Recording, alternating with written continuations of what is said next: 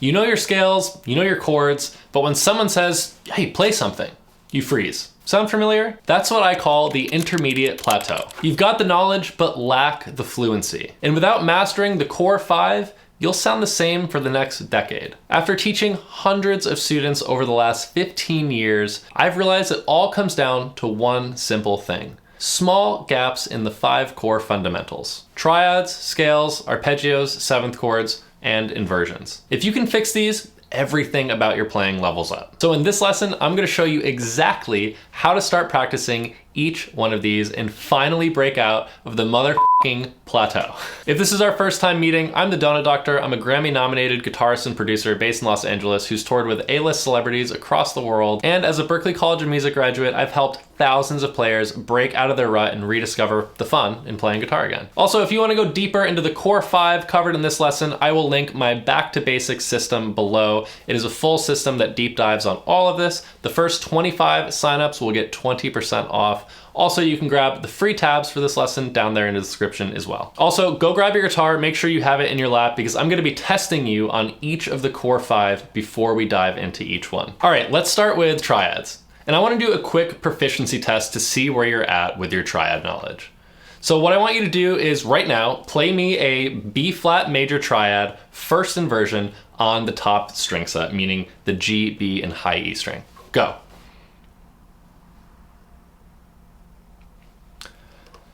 Okay.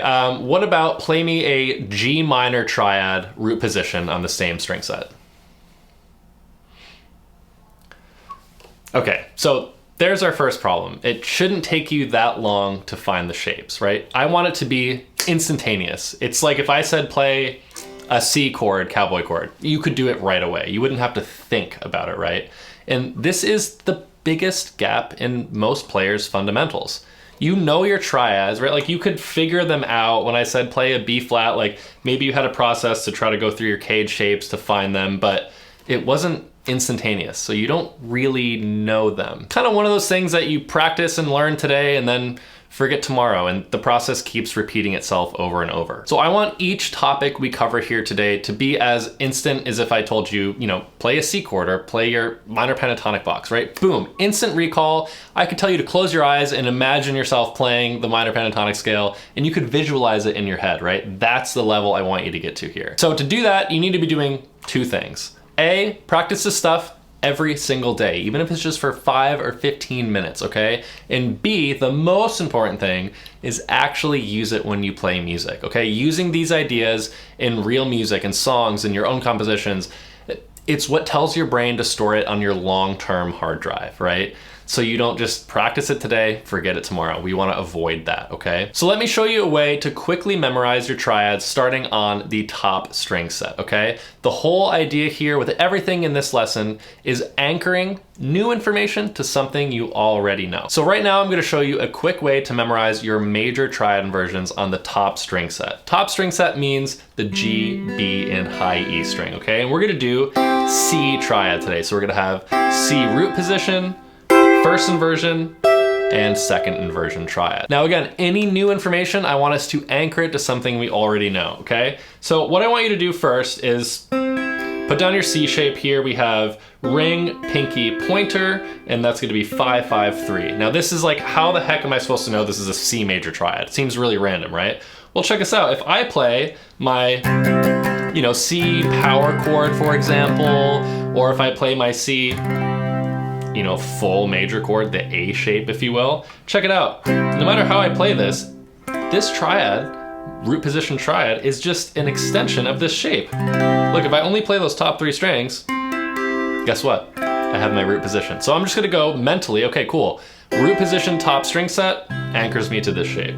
Now check this out. First inversion, which means the third of the chord is the lowest note. Look at this, if I play my basic ass major bar chord and only play the top 3 notes, there's my first inversion. So check us out. I'm gonna mentally go, okay, cool. First inversion, major chord on the top string set anchors me to my basic bar chord here, okay? Now, we have our, kind of D shape right here. You might know that from playing your D. Again, this is just 12, 13, 12.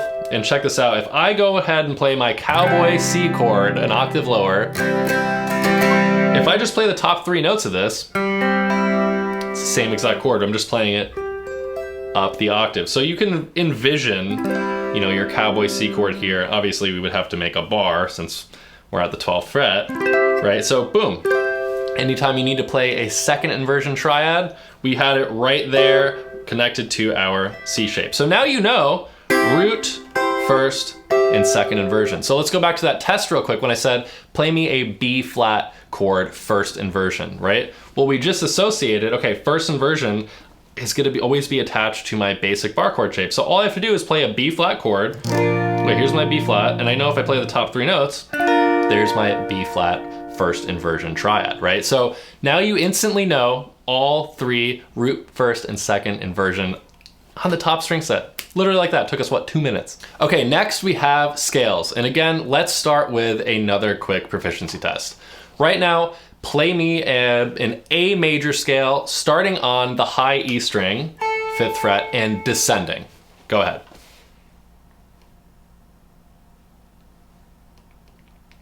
Okay. What if I told you to do the same thing for a C minor scale? Again, starting on the high E string and descend.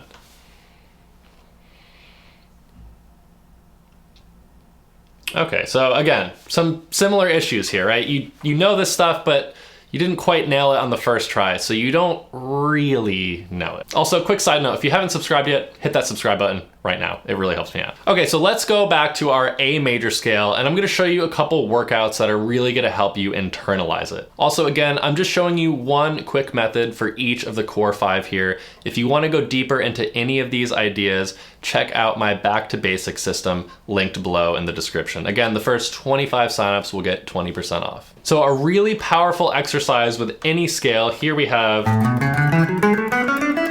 our A major scale, okay? Such an incredible exercise is what I was having you do for the proficiency test. I said, play me my A major scale, starting at the top and descending. As guitarists, we always practice everything from the bottom up. We never practice going in reverse the opposite direction.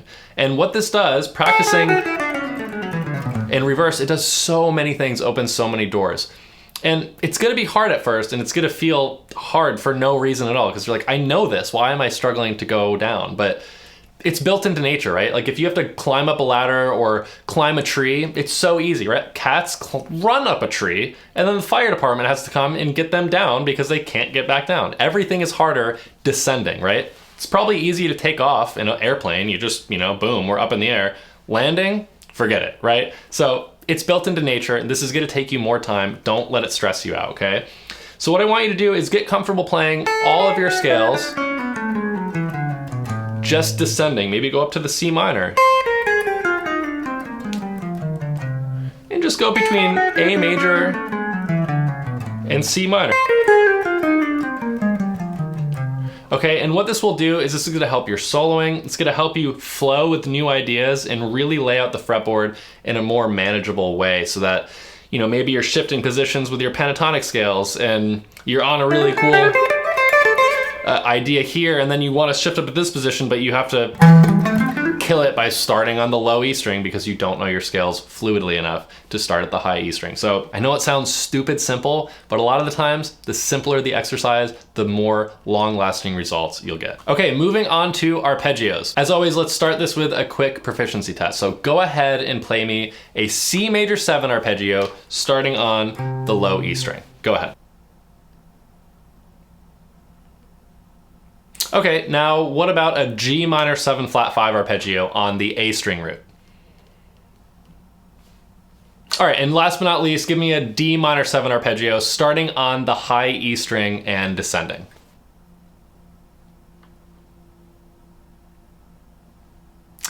Okay, so we're starting to see a pattern here, right? We say we know all this shit, but we clearly are only knowing it on a first name basis, okay? I want all 5 of these core elements to feel like a 60-year-long marriage. You know everything about them, okay? So here's a great exercise to help get you up to speed on your arpeggios. So we're gonna connect our E string and our A string root arpeggios. Let's take a look at our C major 7 arpeggio.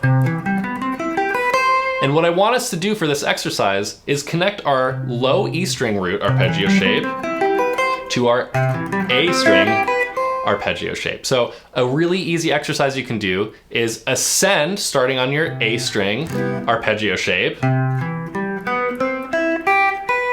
and descend, and vice versa. Maybe I ascend my low E string shape and then descend my A string shape, right? Being able to intertwine between these two shapes is gonna unlock a whole lot, because again, it severs the idea that we're in one position here and we're in one position here. It's really gonna break open that fretboard for you. And again, you can do this with any arpeggio type: major 7, minor 7, dominant 7, minor 7 flat 5, or diminished 7. Okay, next we have 7th chords. Let's start easy. Play me a B major 7 chord, both off the low E string root and the A string roots. Go ahead. Okay. Now, same thing, but B diminished 7, low E string and A string. All right, change it up. Play me an F major 7 first inversion off the low E string.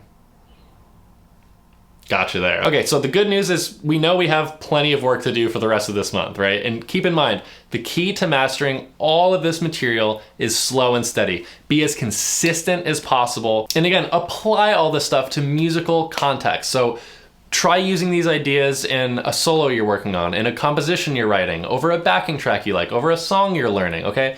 Use the stuff in real music so your ears hear it, tells your brain, hey, we're gonna use this all the time, so let's remember it. And then it becomes second nature, okay? So for the core 5 here, we're kind of gonna combine our 7th chords and our inversions here, just so you can really put those two together. And right now, I'll just show you one quick method on how to memorize an inversion. And again, anchor it to something we already know. So what I wanna do is, let's play our C major 7 here off of our A string root. And I wanna attach a C major 7 second inversion, meaning the 5th is the lowest note. And you might know this shape as like, oh dude, that looks like an A minor 9, right? Well, this is a fascinating thing with harmony, which we can get into later, but this is actually just a C major 7 with the 5th and the bass. It's the same exact notes as this chord, but just that major 7th on top sounds really pretty, right? And again, we're working off the D string root here. And a lot of people struggle, like, how am I supposed to memorize like all of these different major 7 chords on the D string? Like, I don't know the D string notes, right? We anchor it to something that we're familiar with. So again, check us out. Here's my A string C major 7 shape. And all you have to do is look for the 5th, which, if you know your power chords or you've ever played, right? You just find whatever that note is. It's literally 1 string over, 2 frets higher, and you build this shape off of it, okay? And this works for every single major 7 chord. If you're on E major 7, I can just go use that formula, 1 string over, 2 frets up, or I just find my 5th, which is the second note in the shape, and I build that shape off it. Now I have my E major 7 second inversion. So again, it doesn't matter what chord I'm on, I can always access that second inversion just purely based off of a visual cue. Learning this stuff is difficult and it takes a lot of time, but if you find visual ways to anchor these new things to stuff you already are familiar with, it's gonna encourage you to use them more, because it's a tool that you can just pick up and grab right away. You don't have to sit there and think, and then by the time you find it, the song's over, right? So that to me is the quickest way, because as guitar players, we can figure out muscle memory quickly. It's not hard to memorize a shape or a scale, right? But that doesn't internalize it for us forever.